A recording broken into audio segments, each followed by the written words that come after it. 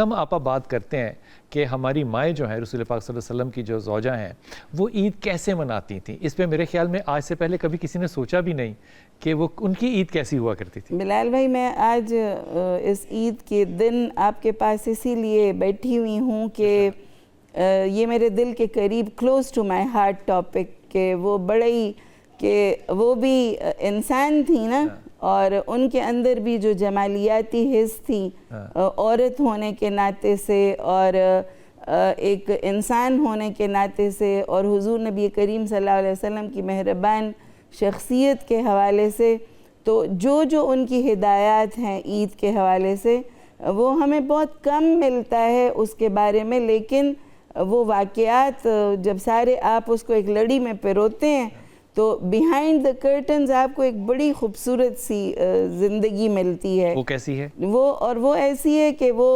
اچھے کپڑے بھی پہنتی تھیں.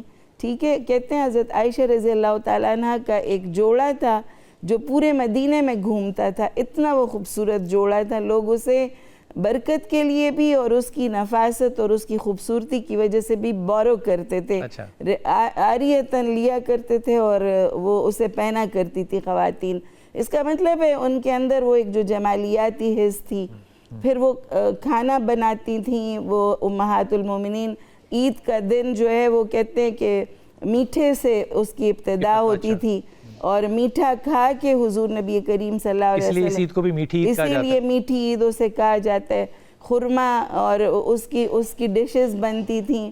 تو یہ یعنی جو زندگی کی خوبصورتی ہے اور جو عید کے اچھے کپڑے اگر نئے نہ بھی ہیں تو صاف ستھرے اور دھلے دھلائے عید کے دن تیار ہونا, یہ ساری ہمیں ان کی زندگیوں میں ملتی ہیں کہ انہوں نے حضور نبی کریم صلی اللہ علیہ وسلم نے.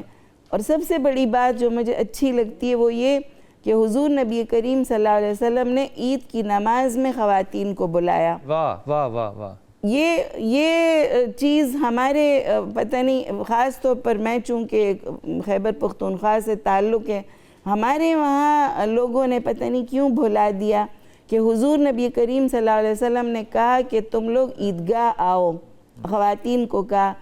اور پھر جب سب نے کہا کہ ہمارے پاس تو یعنی حجاب نہیں ہے, چادریں نہیں ہیں, کہا ایک ایک میں دو آؤ, ایک چادر میں دو آؤ. اس میں کتنا حجاب ہوتا ہوگا. یہ ایک سمبولک ہے کہ وہ آئیں ضرور. کسی کے پاس چادر نہیں ہے تو وہ اپنے چادر میں دوسری کو بھی لپیٹ کے لیکن وہاں ضرور آئے.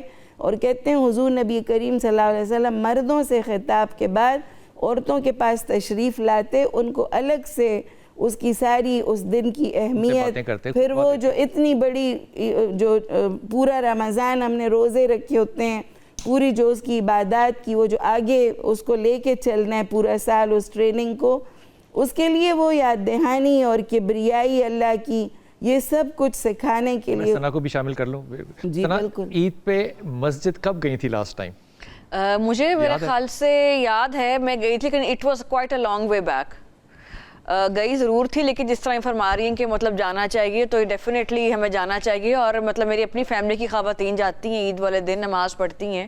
لیکن انفارچونیٹلی ذرا یہ ٹرینڈ ہمارے ملک میں اتنا زیادہ نہیں ہے, کم ہے, لیکن جانا چاہیے. جب فیسلٹیز بھی کم ہے, سیپریٹ جو پورشنز ہیں وہ بھی کچھ مساجد میں کم ہے جو خواتین کو ڈیڈیکیٹ کیے جائیں نا, تو پھر ایک ایکسیپٹنس بھی نہیں ہے کہ خواتین مسجد کی نماز پڑھنے جا رہی, لیکن جاتے ہیں خواتین جاتی ہیں. منصورہ میں بہت بڑی مسجد ہے, وہاں سب آئیں ماشاء اللہ سے.